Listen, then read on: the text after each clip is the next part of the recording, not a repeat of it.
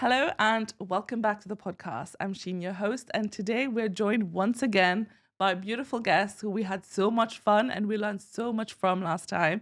Please join me in welcoming back Raghida. Hi Raghida, how are you? I'm well, Sheen. How are you? Thank you for having us back again. I mean, we had to, right? Yeah. Everyone loved it so much last time. True. And we actually said we'd do another one. We felt we would do another one towards the end of the year, and it happened. We did. So I'm deeply grateful. Thank you. So back in Dubai, what has happened since last time and this time? Any big milestones? Big milestones as in growth of work, Yeah? for sure. Way more online presence now, doing a lot of Zoom work, trying not to travel as much. But Dubai keeps calling us back. The United Arab keeps calling us back, and we love coming here. We love the people, we love the energy. We have It's to a move real you creative here now. space. Yeah, I think we're on the precipice. I really feel we're on the precipice now. Yeah, I think it's time. Yeah. But tell me, Raghida, we're getting closer to the end of 2024 now, whenever this episode comes out. But if you were to sum up how this year went for you, what would you say? Growth, expansion, and really, really moving beyond limitation, really moving beyond. Like I honestly, between the last 6 months, never seen so much as accelerated growth as I've had now. Personally, at a business level, with my family, it's just been an accelerated evolution. Sometimes you go through 3-4 year periods where it's slow, and maybe even just it sits in a circular motion for a while, and then you have that catalytic shift. And I feel that happened to us after London in May. We sat down and regrouped, and in the brainstorming, we pivoted a little bit in how we were going to do our business, and it's been the best decisions we've ever made. We sat with what would be best for the collective, and in showing up in that, the universe responded in kind. But when you say growth, right, what comes to mind is growth always comes from being uncomfortable, Yes. right? Yes, 100%. So how was that? That's where the growth came. I was sitting in a lot of discomfort because it involved moving a family, and it involved moving me. And you know what it's like, moving countries is not always something easy. I had a son finishing the higher school certificate, and he's quite dedicated, very intelligent young man. So I wanted to make sure that we stood by him through that. So yeah, a lot of discomfort because we had to move countries, change location in the business, and pivot in how we did the business. We found that online just really took off, and we were reaching places in the world we hadn't reached before. Like I could feel on the inner planes, the outreach to people was getting further and further. So we thought, okay, we need to pivot. And every time we come to the UAE, we start with one event and it ends up being 6, 7 by the time we finish. So I know that that's the universe saying to me, this is where you're needed now. And as an earth worker and a shaman and a twin flame expert, you go to where the energy of the earth calls you. So you do work like one-on-one with a lot of people, and what would you say has been the biggest learning for you this year of what is the general feeling of what is going on in the world? What a great question. Biggest thing is people are now looking within they don't want to be in a place of holding that mask anymore or living in a space where they're not in their truth. So it might be again, that word uncomfortable, as you rightly said, they've got a lot of discomfort in relationships, or it might be discomfort in their work situation, or in the locations they live in, or what they're doing. Just like they might have apathy or not able to shift. They're stuck and stagnant. So this year has been a big year, I've noticed, in all of my private sessions and consultations or in workshops, where a lot of the things that come up and say, I feel stuck. I don't know what to do. I'm not sure how to move about this. I'm not sure if it's for my highest and best good. And I don't want to live the lie anymore. That's what's coming up a lot. The illusion, they can see, it's like the mask has fallen from within the matrix. And now they're looking at themselves saying, what do I do with this? Where do I go? How do I pivot? I went through it in some ways. I would have to say I went through it. Not in the illusions. I've left the illusions a long time ago, but pivoting where we can maximize both assisting the planet and assisting the evolution of our own growth as a family, as a pod, because I look at us as a soul pod. I remember you talking about this last time, and my mom loved this, by the way. When she watched it, and she was like, oh my God, that pod analogy made so much sense as a parent, especially. For sure. Like, oh, wow. Because we're soulmates, especially like if you get on well with your family, like my kids and I are like best friends. and we work together. We're a family that work together. We travel together, obviously in different groups, because sometimes 2 or 3 might have something Mm-hmm. else on. The other 2, 3 go ahead, and then we join at certain points in the world. But this is what's happening. People are not only in family doing this, but in soul families are doing this. People are meeting at certain places in their life, and there's a common collaboration or a common growth happening between them. I loved what you talk about in terms of people realizing that kind of like we've been sold a lie, right? And we were all Yeah. chasing something without really knowing why. So I just got back from Qatar and I did a workshop there in terms to young people who wanted to become podcasters. And Yeah. it was specifically meant to be targeting young people, but I had people of all ages I love come that. through. And a lot of them said for many years now, they felt something is wrong. They're not fulfilled. Yes. But this not being fulfilled does not count as a good enough factor to make a change, right? Because we have been trained that it's all the metrics are money, success, titles. It's not how you feel. And now there's Correct. this unlearning that your gut feeling matters, your happiness level matters. Correct. And now people are trying to find what is the next best thing for them. But what advice would you have for these people in terms of how do you go about trying to find your true calling? True callings comes from the soul and from the heart. So when people come to me and say, I don't know, as you rightly said, there it is again, that place within them where they have, it's not enough to shift them, where they might be unhappy or I'm working, I'm making money, but I'm unhappy. That's the time that they really need something deep within them to move them even further. So it can be where they're starting to look within themselves to see what is it within me that no longer feels happy, whether it's in this job or in this position that I'm in or in the location that I live within. It's a time to make that shift. Like right now, we're making the shifts on a collective level. It's not just on an individual. But the advice I would give them is look within. And always I would say to them, what makes you happy? What gives you joy? What would you get up in the morning for? If you had all the money in the world, what would you still get up for in the morning to do? They're usually my 3 key factors I work with in mentoring or in sessions that I do. I'd always say to them, what do you love? What are you good at? What would you still get up with and do tomorrow if you had all the money? So if money wasn't an issue or if status wasn't an issue, what would you do? Follow that, because that's the path. That's the cue within to move into what your soul has come here to do. We haven't just come here to do 3D in the matrix. The true shift in human consciousness is opening to our inner gifts. What the soul, we rub and polish the soul to bring out the gifts in it. And they're multiple. The soul doesn't have one. In the 3D, we're told it's one thing. You're a doctor or you're a lawyer or you're a veterinary surgeon or whatever it may be. But at the soul, it has spokes of light, a wheel of light with at least 10 to 12 gifts that we all carry, but not many have tapped into. When we drop the mask, see the truth, permeate the illusion of the matrix and work within the cosmic energy of our soul, they all come online. That's beautiful. I'm letting it sink in. But okay, since I've heard that we're doing this podcast again, I've had this question in my mind and I was like, you would be perfect to answer this, okay? Because in today's world, especially with younger people, I'm sure you know this from your kids as well, we are more connected than ever. Yes. Online. Always connected. We have so many online friends. We get so many online views on anything we post. But I feel like loneliness is at its peak. And that's so sad because I feel like as souls, we're not connecting with each other in person. Yeah. How do we go about changing that? Obviously, the first stimulus is social media, but especially when you're living all over the world and you're trying to connect in a way that isn't that, because proximity may not be available. I personally would, so now I no longer, I don't use social media except for when the work. team say to me, what do you approve of this? What do you think? And I'd say, yes, do it. I feel, as I've shared with my family and with people again in sessions, I would say to them, we've gone to the extreme. So we've actually gone to the place of deep loneliness, we're now connecting electronically, no heartbeat, no warmth, it's cold, it's lonely, it's isolated. We have to go to the extreme to then come back to the balance. It's how the universe works when evolution has come online. And right now we're at a precipice of high evolutionary growth. Mm-hmm. So social media is one of those platforms. But I feel people will no longer want, it's like dating sites. It's like any of those sites where you feel like, I don't resonate with that anymore.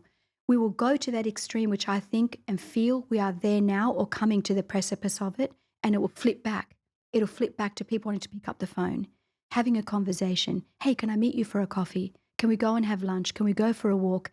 Connecting back with humanity is what we're going to come back to, because, and another flex that I feel the biggest flex right now is moving from being fake and being using, and I've said it before, and I don't at all disrespect anybody that may be using fillers or using makeup or using, no, it's not makeup, using plastic surgery to beautify themselves.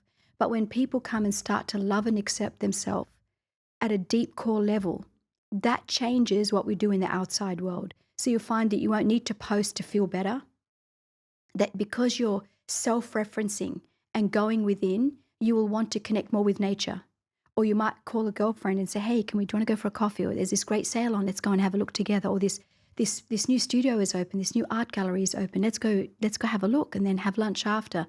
I feel that there'll be a pivot from putting things on social media to give you that dopamine hit for 30 seconds, which doesn't really last, and moving more towards building and extending our hands and our heart in a more personal way. I really feel that's going to be the new flex. Ladies that look natural again, and people that reconnect on the phone, make appointments, make dates, and move towards more heart-centered activity that you would have in common with somebody. You're so right. And even now we're starting to see it in terms of with content, right? People want the raw, unfiltered conversations. Yes, we were saying that right? earlier. We were saying that no one wants the fully scripted, edited film. They just want this raw conversation because we're so tired and overfed with all of these like fakeness, as you said, and we really need to go back to being a bit more natural. And even if we were to translate this to the dating world, right, where people are really struggling these days. And recently I worked with a dating app, and it was the same thing. And you see how even the people behind the dating apps are scratching their heads, being like, we don't know how to make this work anymore, because from both sides, you hear women are complaining that it's really hard to find good men, and you find men complaining that it's really hard to find good women. Yeah. So where is the mismatch? And I know you're a twin flame expert as well, so you need to help us out here. So where's the mismatch in? What do you mean? Like in? Why do you think we are struggling to find our pairs? Why we're struggling to find our pairs? Because two things. A lot of people are in karmic contracts. So when you have a karmic contract with another individual, they usually have a phase or a period of time. So it might be a 9-year cycle, which is completion of cycle altogether. It might be a 7-year cycle, which is a soul lesson, or it might be an 8, which is a lesson completion. Once these karmic cycles are done, people will then start, they don't feel, there's a discomfort that comes in, and they know at a soul level that this is no longer working. I don't feel the same way anymore. I don't feel happy anymore. They don't fulfill me. I don't feel spiritually connected or physically turned on. So a lot of karmic contracts have been one of the reasons why there's been a mismatch. And the other reason is we have watched externally an archetype that has been put into the minds of the new generations of what you should look like. And they all look like clones. I'm sorry, I see a cloning energy. I have completely shut down any form of change with my children and said, you be who you are. In being authentic, in being real, letting your natural beauty come through. Yes, put makeup. Makeup is okay. Don't change who you are, because if you change who you are, you're saying, I'm unacceptable. I'm not worthy. I have no value. When we rebuild society, and especially the new generations, by saying to accept yourself as you are, the mismatch starts to close in. The gap closes in, because they're being conditioned to all look the same, to do a BBL or to do surgery or to do the facelifts or whatever it is, or the lips, or I'm not against any of that. What I am against is changing you for you because you don't feel you're enough. If you stay authentic and you stay true and you work with the construct of what God gave you, people will see your inner beauty. That inner beauty then oozes out. And that's how we close the mismatch of the 3D and the 5D. 3D is what's expected also of us in society. 5D is what our soul wants, what our heart is yearning to be. And we're all yearning to be, across all nationalities, to be authentic, to be liked and accepted as we are, to be vulnerable in our form as we are without being judged. How we start that? By doing it within first. So, and it's people like you and I, and other podcasters and other people on social media who are saying, this is who I am. This is unfiltered. What Sheen and I are doing today is unfiltered. I didn't even know the content. I know there was a spec spoken. I didn't see it. I briefly, in the car coming here, to had a 2-second look. I thought I didn't want to look at it. I want it to be raw, authentic, in our hearts, in our soul, sharing our wisdom so people who are watching this can really benefit from really accepting themselves as they are, working with the construct of who you are as you are, unchanged. All you need to do is polish yourself in the level of the heart and soul to birth those gifts. It's not an external birthing, it's an internal birthing into your soul's evolution. That's what will close the gap in bringing true people together. That's beautiful. And if I may say, you look younger this time than when I saw you last time. For me, that just shows how, when you find your inner happiness in what you do, it reflects even physically. I have to agree with you. I think I've had the greatest discomfort this year, but through that discomfort, I resisted the change to move because I have, like I said, I have kids in different, and I thought, then when I sat with God, so I feel very, very, very closely connected to the divine, I said, please guide me as to what's best. And I was shown, do what's best for you, and the family, your family around you will then adapt to the changes, because in you being happy, in you being centered in what's right for you and for your business and for society, as I believe I'm one of the 5D pioneers working in the shifting of the consciousness, in doing that you'll all benefit. So there was, when I probably came to see you in May, a real strain around that. I had a strain about, what do I do? How do I do it? I don't want to upset the apple cart. And I think that's one thing society has. We love comfort too much. And I went to see Wim Hof. I did some work with Wim Hof in Poland, and these 3 words struck with me was find comfort in discomfort. That was a game changer for me, finding the comfort in discomfort. So now I seek discomfort. And in the seeking of discomfort, I'm able to adapt accordingly. As long as we adapt to change, and rather than resist it, the change comes easier. It's in our resistance. It's in that push-pull dynamic, whether it's in a relationship or a business deal or in any relocation or changing in anything in our life. When we come head to head with it, you're going to have a resistance. If you lean into it, an energy moves through you that is beyond your 3rd dimensional plane. That's the power. Yeah, you're so right. And I don't remember if I told you the story last time, but the bison story? Did I tell you this last time as well? Because it keeps coming to my mind every time I'm talking to you. So bisons, the animals, whenever there's a storm anywhere, all animals will run away from it. Mm-hmm. But bisons are trained to run towards it because they know the shortest distance out of the storm is through it. So that's similarly to us, right? The shortest way, as you said, out of something like uncomfortable or any discomfort is to just lean into it. 100%. And you go through it, and that's how you get out, because the more you run away from it, the more it's chasing you, and there's a longer time that you are in this like really silly situation. Very true. And I think that makes so much sense. But going back to what you were talking about in terms of, people, everyone looking the same. I saw this reel recently where this woman was saying she went on a date, and this guy was saying, I really like you because you look very natural. And then she goes on to list every single work that she's had done on her face. Wow. Right? And she's like, and this is what men think looks natural. That the lips, the cheeks and everything. And for us as women, even you, I'm sure if you looked at her, you would be able to tell that this is someone who's had work done. Yeah. But now for some reason, the other gender thinks that this is the standard of beauty. This is natural beauty. And then this is what she was saying, how terrible has society gone to, where now we think that this level of work is what looks natural. So that means that everyone who's below that level thinks that I need to do all of that amount of work in order to look like, to meet the standard of beauty. And that's a lot of pressure to put, especially on young girls. So it's so important, that message that you were saying, that we need to get people to accept who they are, because that's the step 1 of doing that. So in what you just said, in creating a standard that is perfection, or creating a standard that is not natural, what it does, it disconnects the individual from the soul. Mm-hmm. It disconnects the individual from what their heart-inspired action is. And I keep coming back to this, that when going back to your story of the bisons, one thing I want to share is that the greatest journey humanity ever do is they'll go and try to find themselves. They'll go and do ayahuasca. They'll go to South America. They'll go to, Sedona. They'll travel around the world trying to find myself. I feel lost. My answer to you, any of you watching this, the greatest and shortest journey you'll ever do is from the head to the heart. When you journey from the head to the heart, you move from the ego consciousness to the heart-based soul consciousness, And in the heart-based consciousness, it's infinite.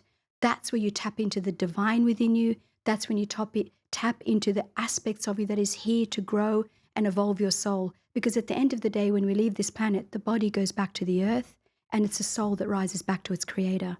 So we are polishing our soul and polishing ourself to be the best version, moving from a fate to highest destiny timeline. That's my passion right now, is to shift people out of karmic energy, out of fated energy, out of being disconnected from the self, and making that shortest journey, as the bisons do, by moving into the eye of the storm, what we call 0-point gravitation, and coming into their heart and soul. When you come into the heart and soul, there are gifts there. That's where your gems are. That's where the truth of who you are lies. All the money in the world when you leave is going to remain here. The buildings, the bags, what you will take is the experiences. What you will take is that part of you that left a legacy of love, the beautiful relationships you have built, and the impact you've made on humanity. Leaving a legacy is the greatest thing we can do. That's our soul philanthropy. And that's what we're here to do now. Reconnect to the self, the original self, the authentic self, the self within you that knows who you are at a greater level. And some of us, we've all tapped into it, because people say, well, how do you get into that? It's easy for you because you've had years of experience. And I'll give you this cue. There have been times in your life, I know it's happened to me, and that's how I tapped into it, because I thought, how did I get there? There have been times in our life where we've had this insight or this voice or this channel that comes through us, and we think, where did that come from? That's your higher self, lovingly speaking to you to guide you into your path of truth. The ego is finite. The mind is finite because it fears annihilation, whereas the heart and the soul is infinite.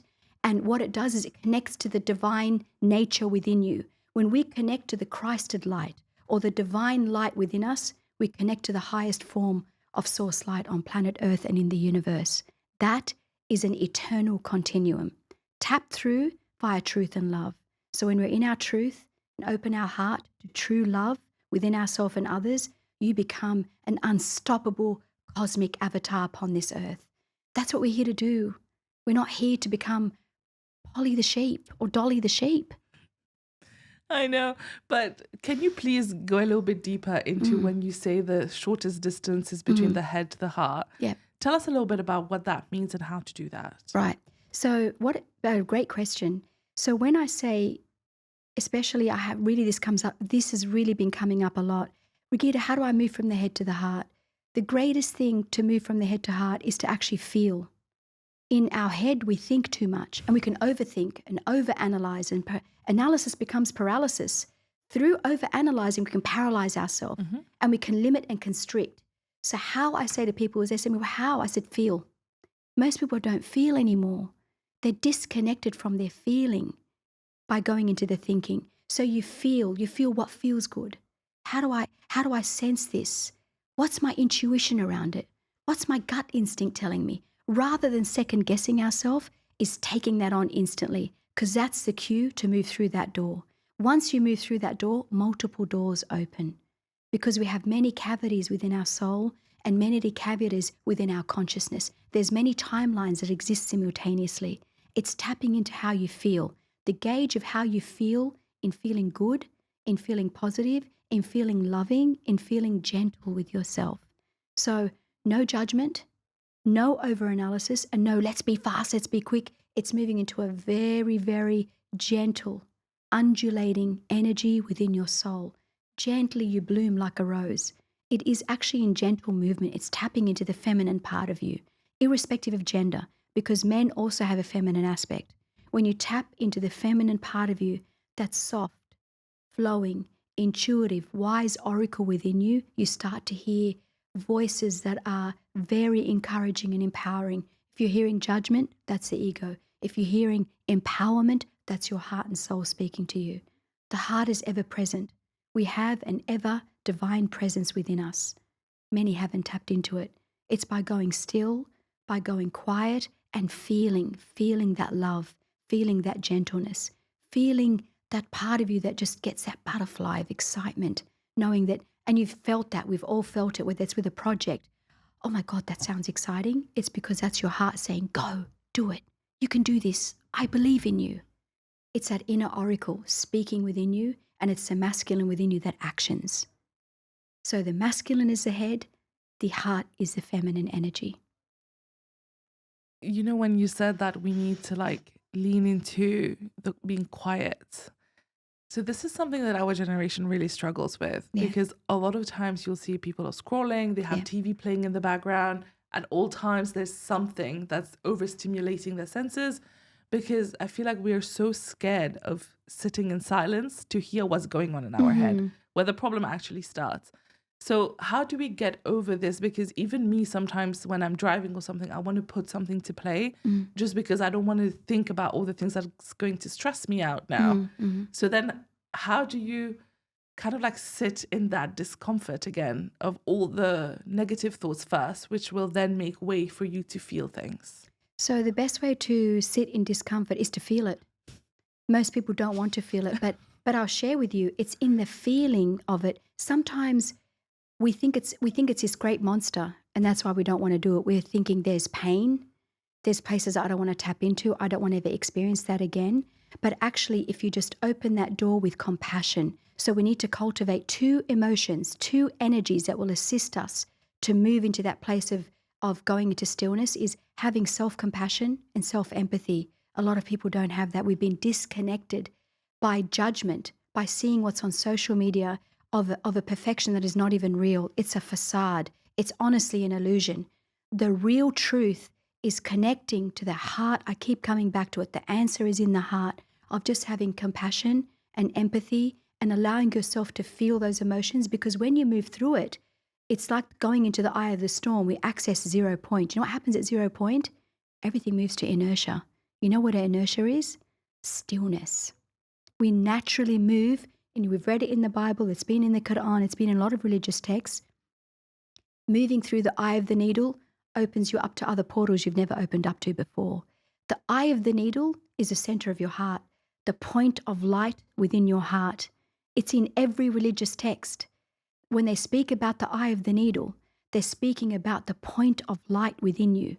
It doesn't take much light to infiltrate a lot of darkness and heal it there and then. It's in the seeing of the darkness that it begins to heal. You think about a problem you've had. If you actually just witness it and let yourself say, oh, it actually wasn't that bad. Oh, I can see there's answers. It's the fear of it that we have. Half the time when we move through that gentle undulation into the opening of our soul and our heart, the answer comes naturally because we are built with an innate wisdom. People forget that. We have an innate intelligence system that is connected to the divine.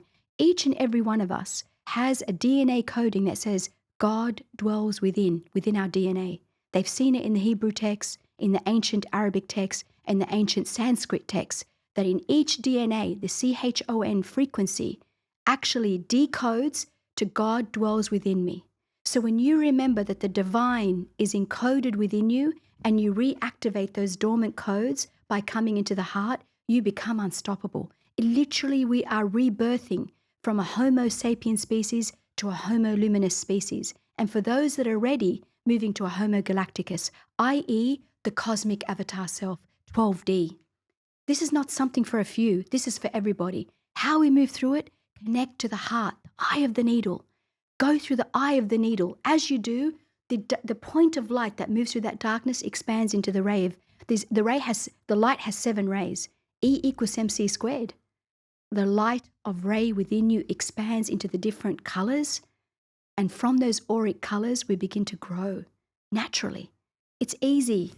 They've just made us think it's difficult in order to control us.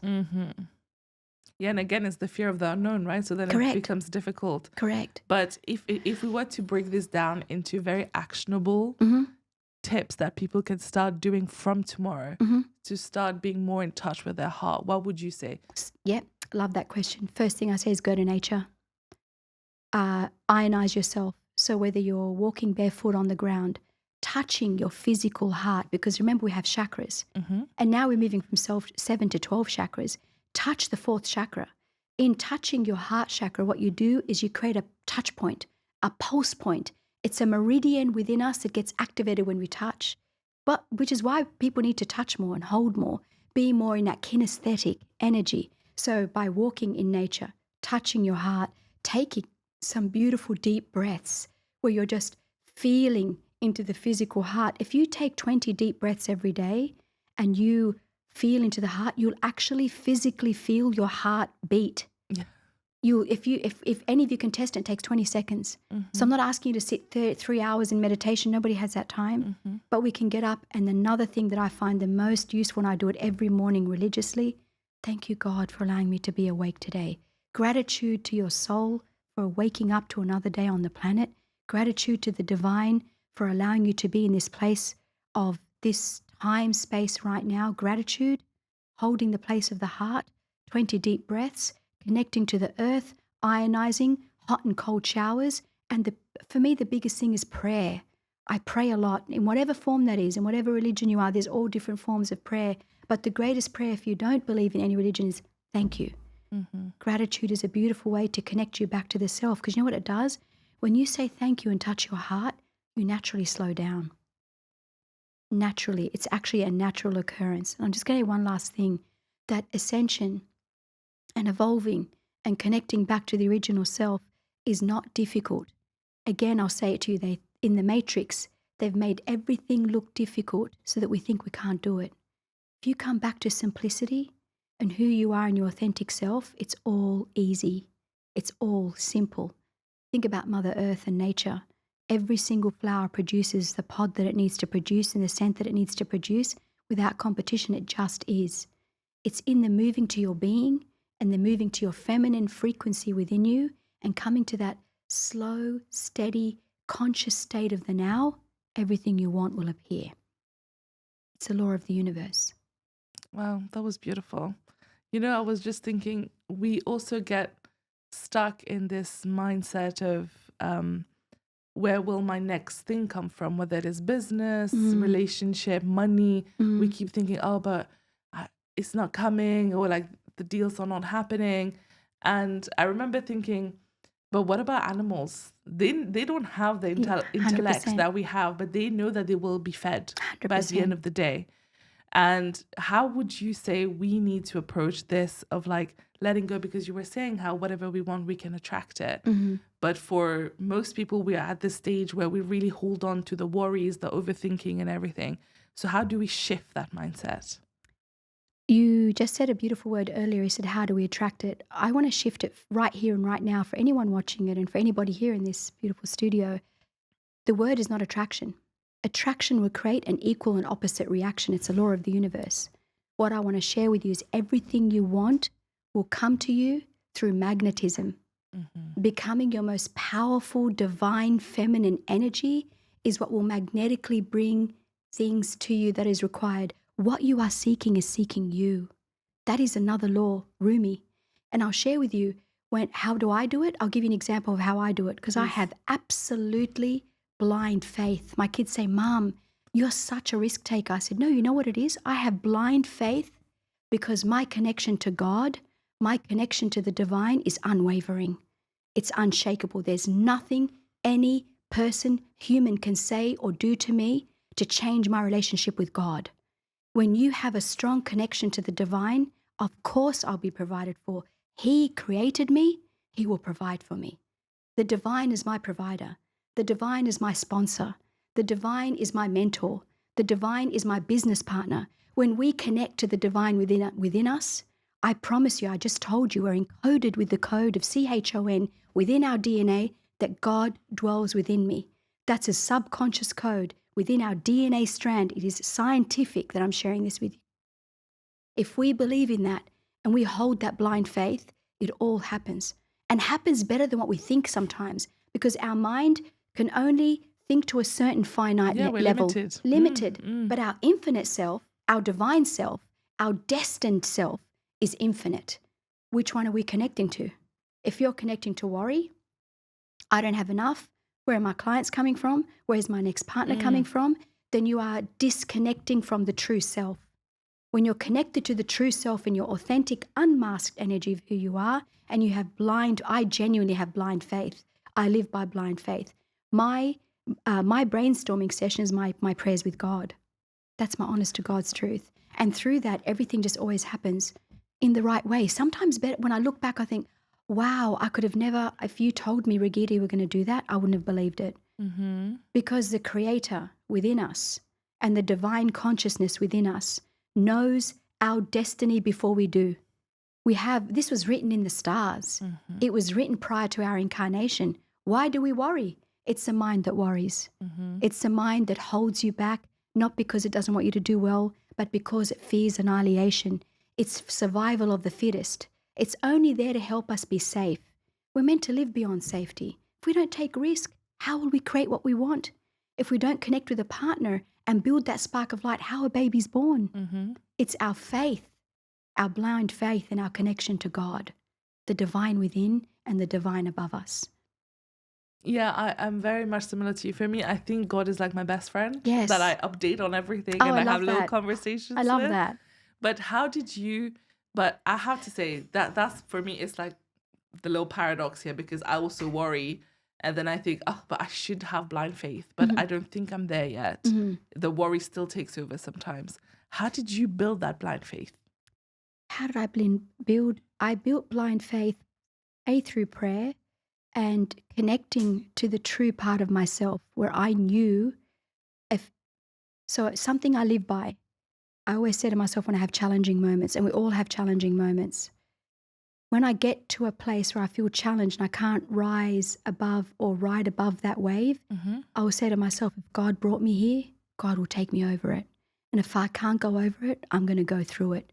If I can't go through it, I'm going to go around it. I don't give up. So for any of you having challenges in business or relationships or partnerships or with colleagues or works or business partners, is don't feel there's only one way. There's multiple ways to skin a cat. There's multiple ways to see how you can move through a block. You created the block to amplify your soul. My soul feels infinite. I really feel I have an infinite soul. Therefore, if I have got myself to this point, I will find a way through it. I will not give up. So it's in the not giving up. It's in the belief in yourself. It's in the self-love that you cultivate on a daily basis. It's in the gratitude for life. I thank God for being here right now. I thank God for allowing me to have passed 2012. We're now living fully in the age of Aquarius, in the age of light. Sheen, if you've been brought to here now, you've been brought to go far beyond what your mind is thinking. Keep reminding your mind that it should be in the passenger side to keep you safe and safe only. Let your heart and soul guide you. Many people have the mind in the driver's seat. What I ask and beckon you to do is move the mind so we're not thinking that it's going to be annihilated. Move it to the passenger seat and instead put your heart and soul in the driving seat. Go with blind faith. Go into that part of you that has sacre-cœur, sacred courage, that part of you that is authentic, that part of you that has confidence and courage. I think another thing is confidence. I cultivated a lot of confidence, self-belief and confidence in who you are as a woman, as somebody who's making such an amazing impact on the world stage, and amplify that. God, grant me more strength. God, grant me more serenity. God, grant me the power that I need to impact from the heart. Not egoic power, spiritual power, heart power, soul power. That is our divinity at work, in action, in the now. I'm letting it sink in, I'm absorbing it. And I was like, remember that, mental note. But okay, I'll move to something a little bit different because it just came to mind. Yeah. So recently I keep seeing, whenever I check the time, it's always 11:11. Yeah. I saw it in your eyes. I know. I saw it in your Did you? eyes. Yes, I saw the code. I went, oh, she's got 11:11.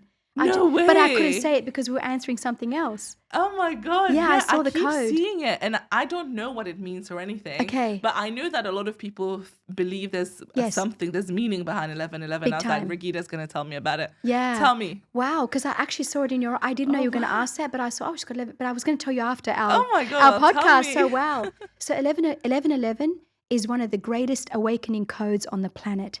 It is an activation of the binary codes within our soul to take it to its highest destiny. So it's activating the DNA that's dormant. It's like literally pressing buttons. It's like a right coding to bring you into highest consciousness, whether it's in relationships, which means you have a soulmate, high initiate, or twin flame soulmate coming online for you. It's connected to a relationship.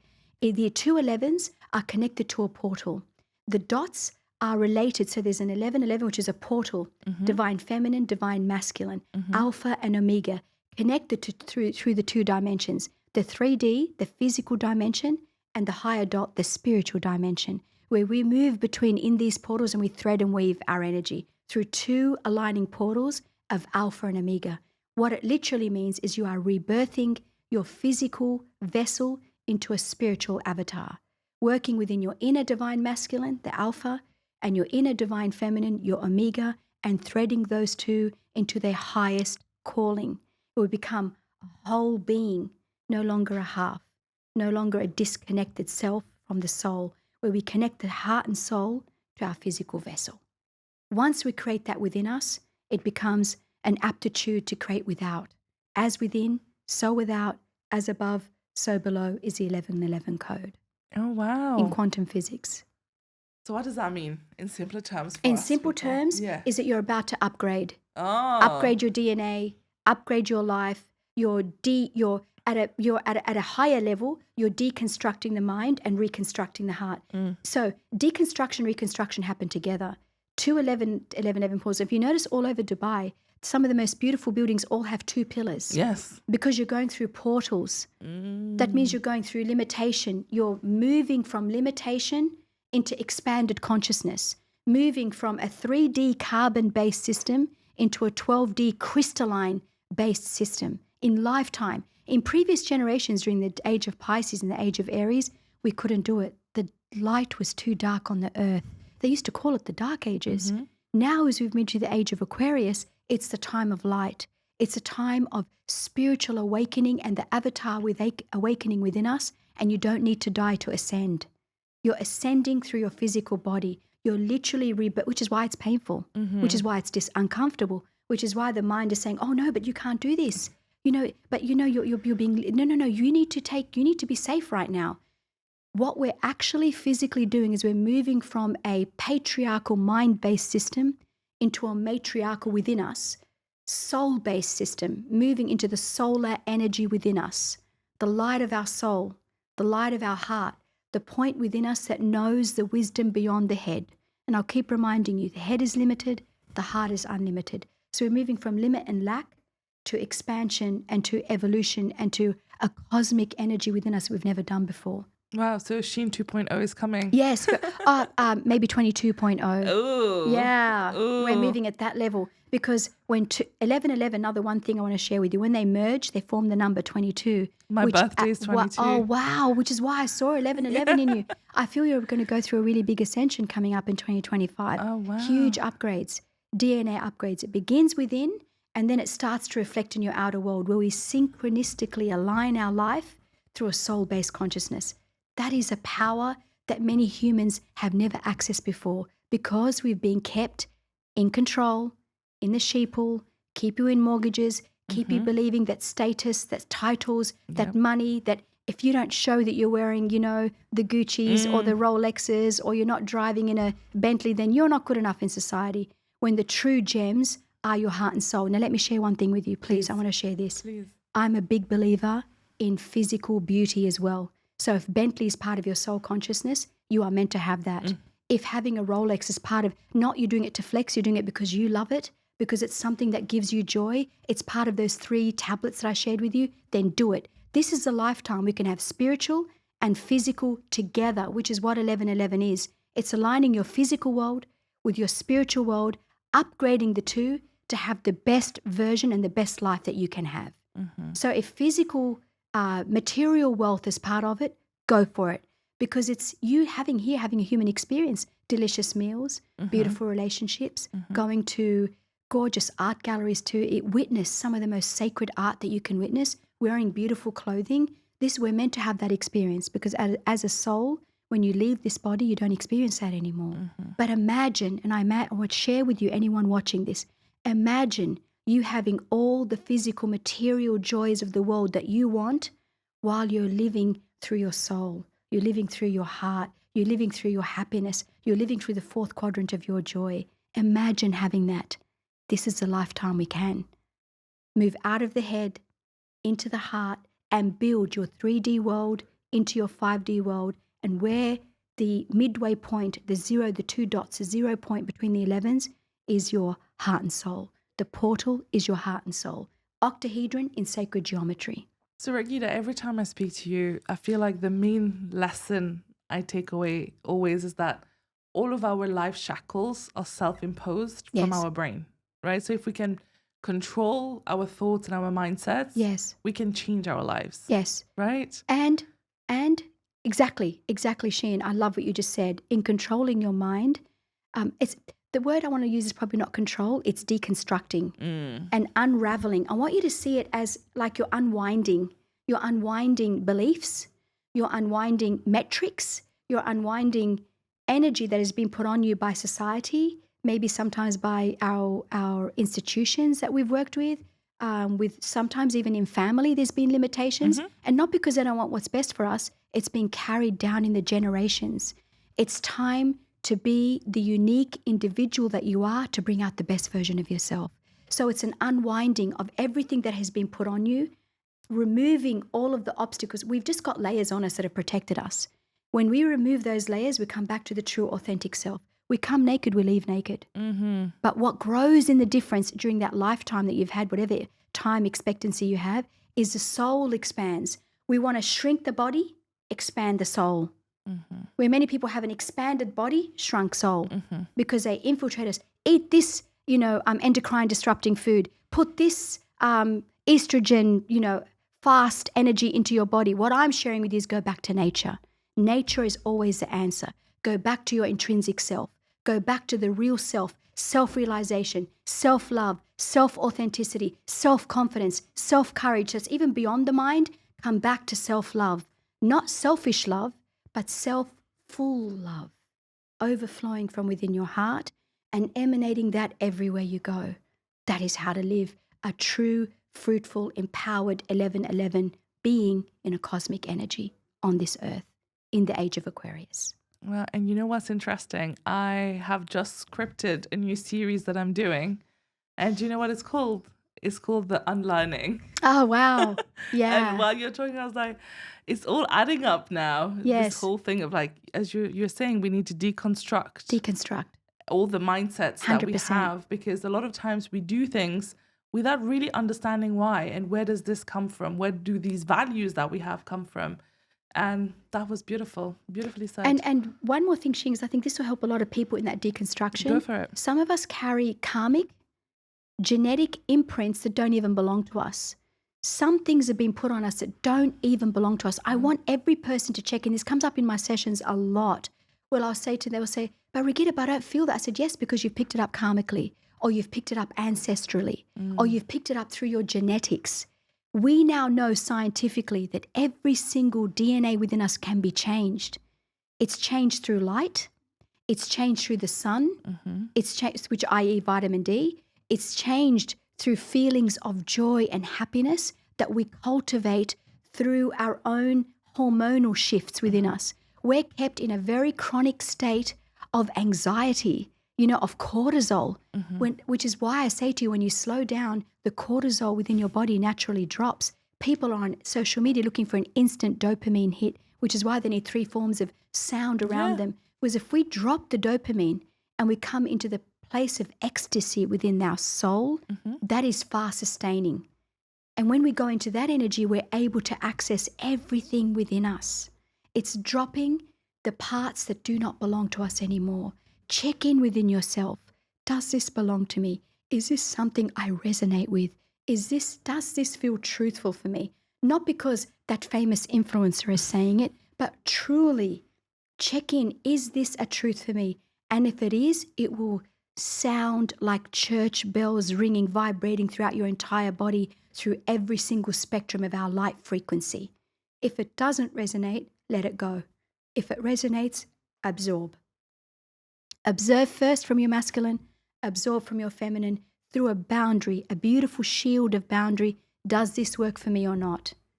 That's how you do it. So if it's not yours, let it go. Check your ancestry, check your genetic, check your karmic imprints. There is the cue on how to move from a 3D being to a 5 and 12D being in this lifetime. I guess my question for you is, to everybody listening, 2025 is about to start.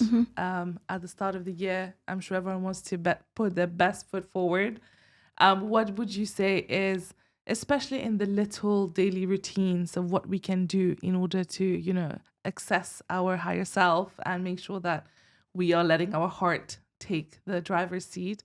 What is your advice? My advice, and I don't know, it came to me when you were speaking because I thought I've got so many things I could share on this one, is create a boundary. In 2025, make it a year on boundaries.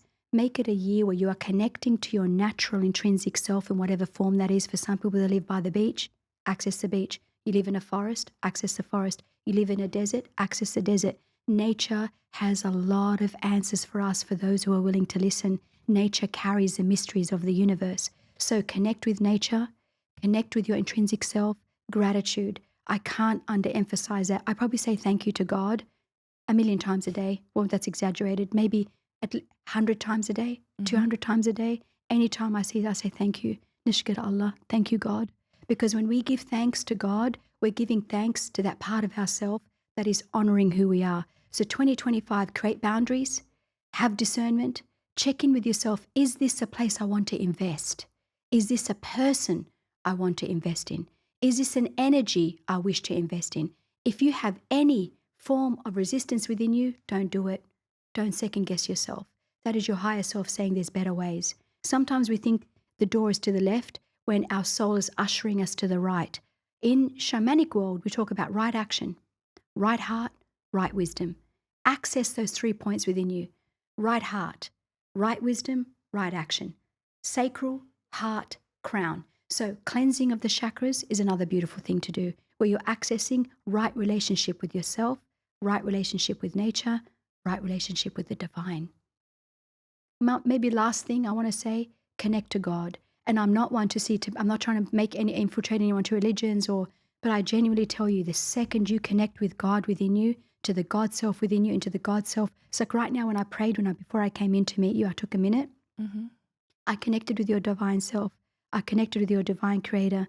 And I said, please, divine creator, for Sheen and I today, come through us as a channel of light, as a purity of heart, to ascend and affect as many souls that we can with our purest intent of amplifying love on this earth.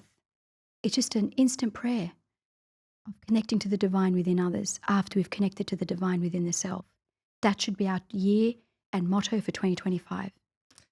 This is spooky, Raghida, because yesterday was my friend's birthday and we decided to go around the table to say, what is our theme for 2025? And do you know what I said? Boundaries. Oh, wow. I said, I need to be heard it better from you. at saying no. And when you said Wow, it, I was like, telepathic. Oh, no. Yeah, boundaries is a big one. Yeah. Because how many times have we said yes to things to later have said, I shouldn't have gone. I knew I shouldn't have done that. Oh, yes. And then we either get taken out, we're exhausted after, we feel misplaced, or we feel taken advantage of. Yeah. Let's be honest. It's a bad feeling. It doesn't feel good. You should, and this is the last thing I want to, how many last things, but this one I know, Sheen, you relate to. Tell me. How many times have you been, I know I have had that experience even with you, where you've been somewhere, done something, you've come out. Every experience in your life should make you feel better after it. If you're feeling worse, you've crossed your own boundaries. If you're feeling worse, you've betrayed yourself. Self-love is the key to making discerning choices and having boundaries. Will this be good for me? Upset someone else, don't upset yourself. Say yes more to you. No more to others if it doesn't feel good. Because in that, you will then be redirected to relationships, connections, and energies that will amplify you, not diminish you. It's all about amplification. Yeah. The age of Aquarius is all about light, expansion, the greater good. How do we hum as bees together? How do we access a hexagon within our heart to all suck from the nectar of life, the sweet honey? Sour is over, sweet is in. Yeah, and also our value doesn't come from our willingness to please everybody. Correct. So that's, Yes. I think that's a very important lesson to remember. Please yourself. Yeah, as some would say. But Please thank yourself. you, Raghida. Any parting message? We've said a lot. Said a lot. Self-love is the key. Yeah. Genuinely, self-love is the key, self-honor is the key, and listening within. Well, thank you once again for sharing so Thank much you. with everybody. My pleasure. And I hope there will be many, many more times for I us feel together. that. I feel we're going to have some great fun together. I really Yeah. love you, Sheen. I want to say Oh, it to thank everyone you. watching. Sheen, someone I hold in a lot of high regard. so much love in my heart. I feel like we're soul sisters. The minute I met you 6 months ago, I I had remember. an instant connection with you, and it's never gone. It's never left. Never left. No, That's how you know. And it's crazy how much I feel like you can read through me. Yeah, I know. Today I saw the 1111s, and when you were speaking, I heard the word boundaries. I thought, okay, that's something that needs to come up. So, but you know why? Because I've opened up a crown chakra teleportal between us. People communicate telepathically all the time. We're moving into that because now our avatar's connected. Yeah. Because there was a trust, because there was a love, because there was an honesty between us. I honestly feel we're just being raw, authentic. Yeah. And we didn't say we're going to share any of this. No, I didn't even look at any of the Yeah, questions. either did I. And I love it because this is real. This is what people want. Raw, real, authentic, because it gives them permission to be raw, real, and authentic as we are. Yeah. Beautiful. Well, thank you, Raghida, for being here. And I'll see you again soon. We will, inshallah. Inshallah.